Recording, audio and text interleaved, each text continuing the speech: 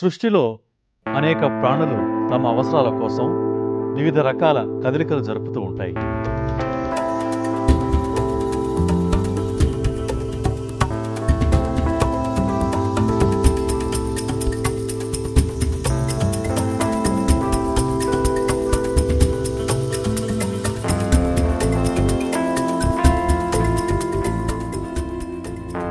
మనిషి కూడా కదలికలు జరుపుతూ ఉంటాడు.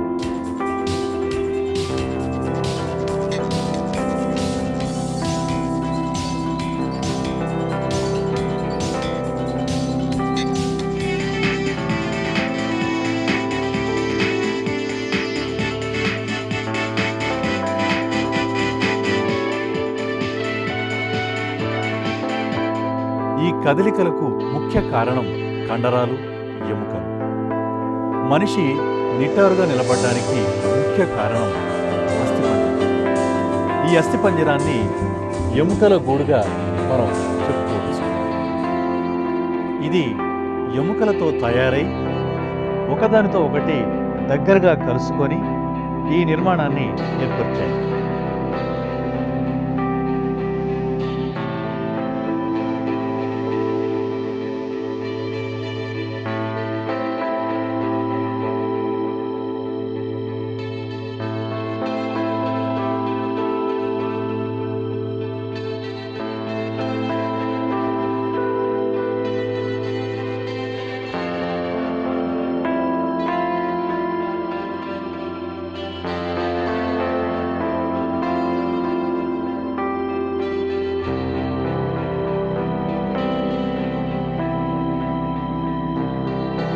అస్థిపంజరం మనకు ఒక ఆకారాన్ని ఇవ్వడమే కాకుండా నిటారుగా నిలబడడానికి, కూర్చోడానికి, నడవడానికి సహకరిస్తుంది. కదలికలు, అస్థిపంజరపు పాత్ర గురించి ఈరోజు మనం తెలుసుకుందాం. అస్థిపంజరంలో ఉండే ప్రధాన భాగాలు ఏమిటంటే పుర్రె, వెన్నెముక, కాలి చేతి ఎముకలు, ఉరోమేఖల, శ్రోణిమేఖల, కీళ్ళు అనే భాగాలుంటాయి.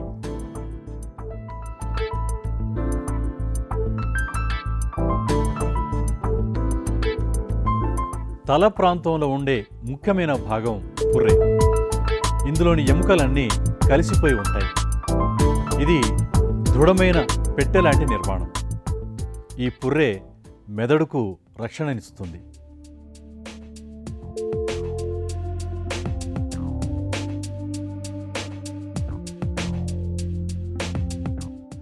పుర్రెకు దిగువన దవడ ప్రాంతం ఉంటుంది. ఇందులో కూడా ఎముకలు ఉంటాయి. అయితే పుర్రెకు పైదవడ అతుక్కొని ఉండటం వల్ల పైదవడ కదలదు.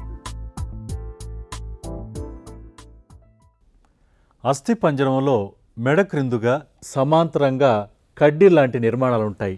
వీటిని జతృకలు అంటాం.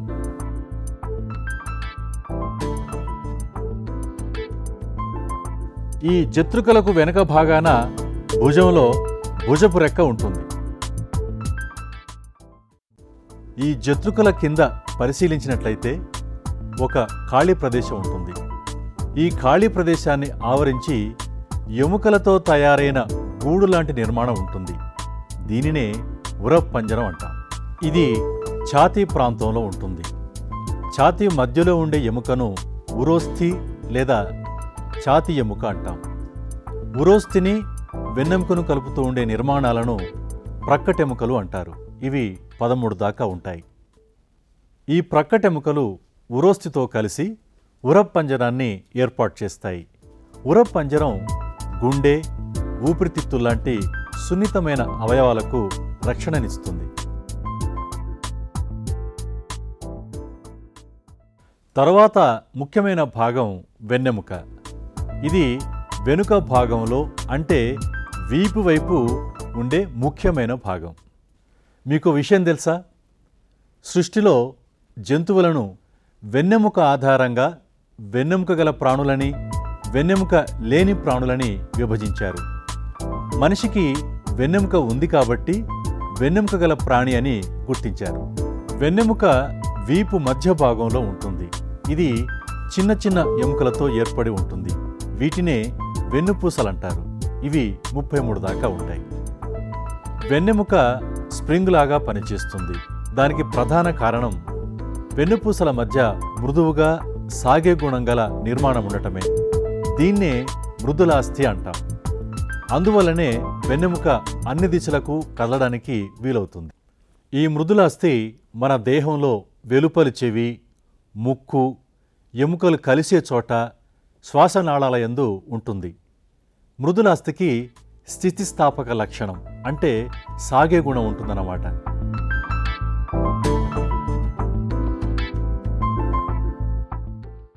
అస్థిపంజరంలో ఉండే ఇంకొక ముఖ్యమైన భాగం కటి భాగం అంటే నడుము క్రింది భాగం. ఇది చూడ్డానికి ఒక గిన్నెలాగా కనపడుతుంది. ఈ కటి ప్రాంతం 3 ఎముకలతో అతుకబడి ఉంటుంది. దీనినే శ్రోణి మేఖల లేదా కటి వలయం అంటాం. ఇందులో గిన్నె వంటి నిర్మాణం ఉంటుంది.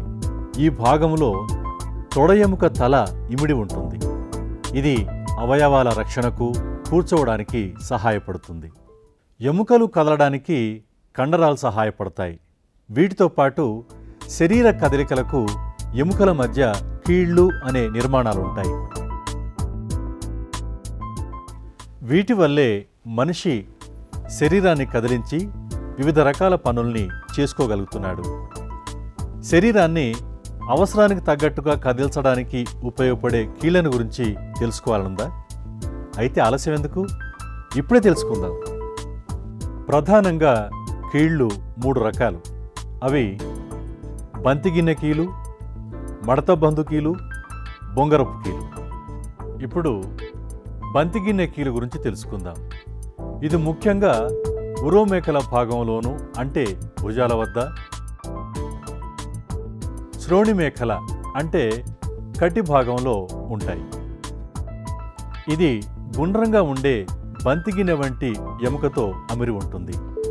అందుకే ఈ కీలును బంతిగిన్నె కీలు అంటారు. ఈ కీలులో ఎముక అన్ని వైపులకు సులభంగా తిరుగుతుంది.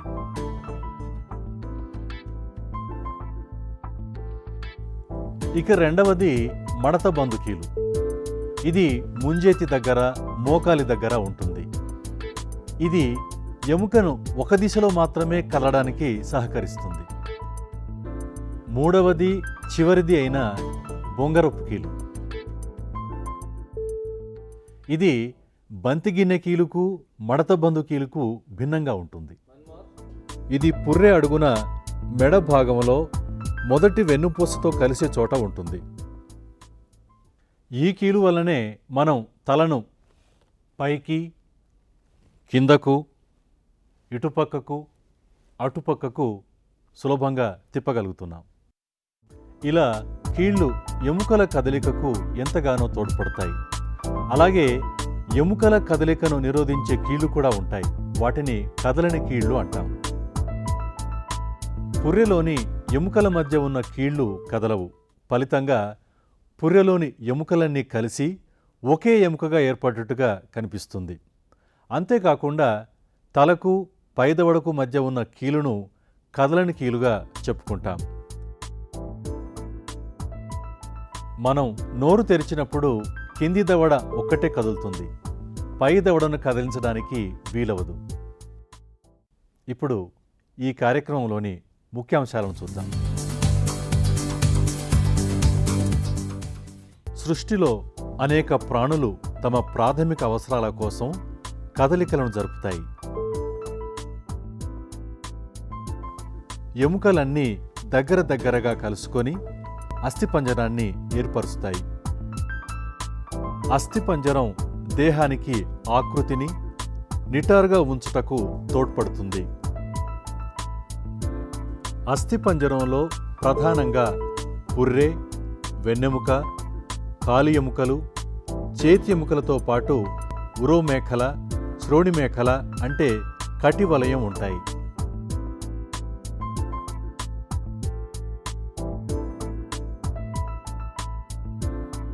పుర్రెలోని ఎముకలన్నీ కలిసి ఉంటాయి.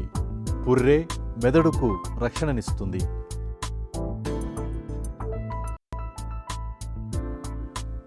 కూర్చోవటానికి, అవయవాల రక్షణకు శ్రోణిమేఖల సహాయపడుతుంది. వెన్నెముక 33 వెన్నుపూసలచే తయారై ఉంటుంది. మృదుల అస్థి వెన్నెముక కదలికకు సహకరిస్తుంది. కీళ్ళు ఎముకల కదలికలకు తోడ్పడతాయి. ఇవి 2 రకాలు: కదలని కీళ్ళు, కదిలే కీళ్ళు. కదిలే కీళ్ళు 3 రకాలు. అవి బంతిగిన్నె కీలు, మడతబందు కీలు, బొంగరపు కీలు.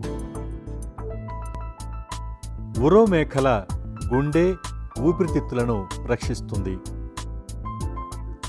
కూర్చొనుటకు, అవయవాల రక్షణకు శ్రోణిమేఖల సహాయపడుతుంది. వెన్నెముక 33 వెన్నుపూసలచే తయారై ఉంటుంది. ఇది స్ప్రింగ్ వలె కదులుతుంది. వెన్నెముకను ఆధారంగా చేసుకొని ప్రాణులు 2 రకాలు: వెన్నెముక గల ప్రాణులు, వెన్నెముక లేని ప్రాణులు.